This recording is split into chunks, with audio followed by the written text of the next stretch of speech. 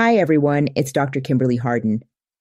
Last week, I introduced a distinction that most leadership coaches never make. Vulnerability in the presence of established trust deepens connection, and vulnerability in the absence of it reads as instability. Today, I want to tell you about a tool I call the Disclosure Audit. The Disclosure Audit is a set of questions designed to help you examine what your openness is actually producing in the people around you. The leadership development industry has spent a decade telling leaders to be vulnerable without asking them to examine the results. Here are a few questions from the Disclosure Audit that are worth sitting with. 1. When you share uncertainty with your team, are you advancing their work or relieving your own discomfort?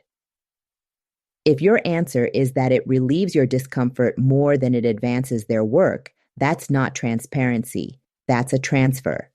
You have moved the weight of your uncertainty from your shoulders to theirs and called it leadership. 2.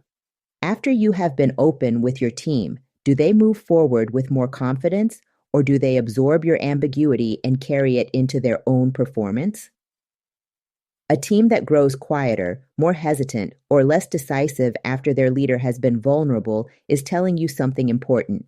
Pay attention to what changes after you disclose, not just to how you feel in the moment. 3. Are you disclosing in real time or reflecting after the fact? There's a meaningful difference between telling your team you were uncertain last quarter and what you learned from navigating it versus telling them you are uncertain right now about a decision they're waiting on you to make.